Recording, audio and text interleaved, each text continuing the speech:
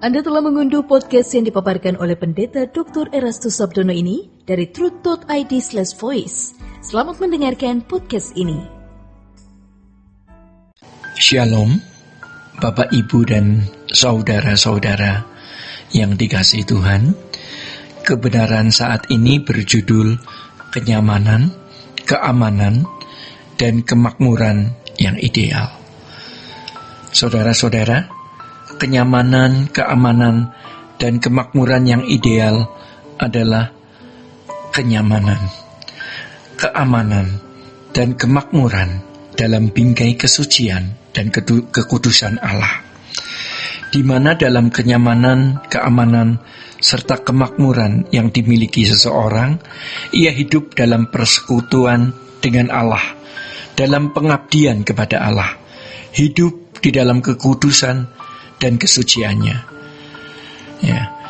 Irama ini tidak mudah terwujud di dalam kehidupan seseorang. Jujur saja, jarang sekali orang yang bisa memiliki kenyamanan, keamanan, dan kemakmuran yang benar ini. Sebab pada umumnya kenyamanan, keamanan, dan kemakmuran diukur secara materi dalam jumlah dan kualitasnya. Maka orang berusaha untuk memiliki sebanyak-banyaknya yang orang lain juga miliki, dengan kuantitas yang lebih besar dan kualitas yang lebih tinggi. Saudara-saudara, dunia kita ini adalah dunia yang sudah terkutuk dan terhukum. Jadi, masuk zaman perjanjian baru, di mana Allah menyediakan kerajaannya. Dan kerajaan Allah bukan soal makan dan minum, melainkan kebenaran, damai sejahtera, dan sukacita oleh Roh Kudus. Maka kita harus masuk di dalam kerajaan Allah tersebut. Kalau bangsa Israel berorientasi kepada kerajaan Allah secara duniawi, tetapi umat perjanjian baru tidak lagi dituntut oleh hukum, tetapi oleh Roh Kudus, ya. Tidak lagi dituntun oleh hukum, tetapi oleh Roh Kudus untuk dapat berpikir, berperasaan seperti Tuhan Yesus, di mana Tuhan Yesus menjadi hukumnya. Jadi sangat keliru kalau orang Kristen kembali pada konsep kerajaan Allah perjanjian lama yang masih dalam bingkai duniawi. Ironisnya, ya, banyak orang Kristen yang masih memiliki bingkai berpikir umat perjanjian lama, ya. Doa Yabes, perpuluhan, persembahan buah sulung, dan seremonial. Bukan tidak boleh melakukan hal-hal tersebut, tetapi tekanannya harus sudah dalam roh dan kebenaran, ya. Karena kesalahan ini sudah begitu parah selama puluhan bahkan ratusan tahun, maka banyak orang, termasuk gereja, tidak menemukan kekristenan yang sejati. Saudara-saudara, kita harus memiliki bingkai berpikir yang baru sebagai umat perjanjian baru. Orang percaya yang masih berbingkai umat perjanjian lama pasti memburu kenyamanan, keamanan, dan kemakmuran secara duniawi.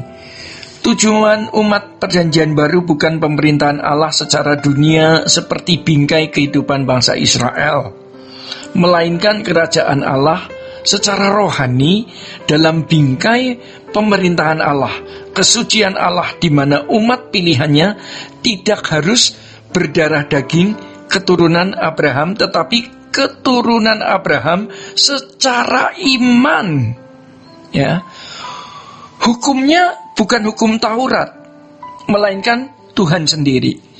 Jadi harus menjadi seperti Yesus, berperilaku seperti Yesus yang adalah model anak Allah.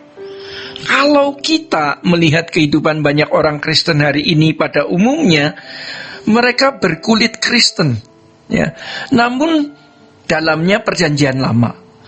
Maka Tuhan Yesus berkata, tetapi anggur yang baru disimpan orang dalam kantong yang baru pula, dan dengan demikian terperihalalah kedua-duanya, ya. Kantong yang digunakan untuk tempat menyimpan anggur dikenal dengan istilah kirbat. Saudara-saudara, anggur baru harus ditaruh di kirbat yang baru. Kalau anggur baru dimasukkan kirbat tua yang terbuat dari kulit, maka kirbat tersebut bisa pecah atau bocor. Anggur baru di sini adalah kebenaran di dalam Injil yang harus dimasukkan dalam bingkai pemikiran umat Perjanjian Baru. Sayang sekali banyak orang Kristen yang bingkai berpikirnya itu masih bingkai berpikir umat Perjanjian Lama. Maka tidak heran khotbah-khotbah yang disampaikan itu kutipan-kutipan Perjanjian Lama yang secara mentah dimaknai sebagai kebenaran yang bisa dikenakan untuk umat Perjanjian Baru. Memang Perjanjian Lama itu kaya dengan hikmat, tetapi apa yang diajarkan Yesus lebih dari hikmat-hikmat yang diberikan kepada umat Perjanjian Lama, yang karenanya yang mulia Tuhan kita Yesus Kristus berkata, banyak nabi-nabi dan orang-orang benar ingin mendengar apa yang kamu dengar dan melihat apa yang kamu lihat. Karena orientasi berpikir umat Perjanjian Lama masih pada dunia dan hukum Taurat merupakan bingkai berpikirnya, maka orang Yahudi disebut menyangkal Allah. Maka orang Yahudi disebut menyangkal Allah kalau mereka menyembah Allah lain dan tidak mengikuti Taurat. Tapi orang Kristen dinilai menyangkal Yesus ketika ia tidak mengikuti jejaknya. Dahulu kita pikir yang disebut menyangkal Yesus adalah mereka yang pindah agama. Sejatinya banyak orang percaya yang tidak pindah agama namun sudah menyangkal Yesus, yaitu ketika mereka tidak mengenakan kehidupan Yesus dalam hidupnya. Saudara-saudara, ketika seseorang mengenakan gaya hidup anak dunia, sejatinya ia sudah menyangkal Yesus. Ya. Ini yang dimaksud dengan dibenarkan oleh iman, yang berarti harus diperbarui dan hidup dalam penurutan terhadap kehendak Allah. Berkat yang luar biasa terjadi pada zaman penganiayaan.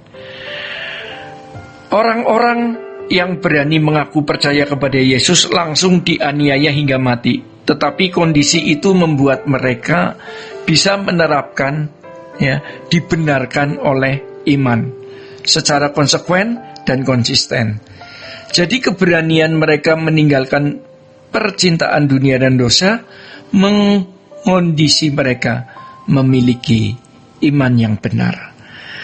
Saudara-saudara, demikian kebenaran saat ini. Tuhan Yesus memberkati. Sola Gracia. Untuk berlangganan renungan harian dalam bentuk cetak, silakan hubungi Truth Literatur di nomor telepon 0878 7870 7000. Untuk mendapatkan CD khotbah, MP3 renungan Truth, dan CD album lagu produksi Sola Gracia, Anda dapat menghubungi di hari dan jam kerja di nomor telepon 021 638 60953. Tuhan Yesus memberkati. Sola Gracia.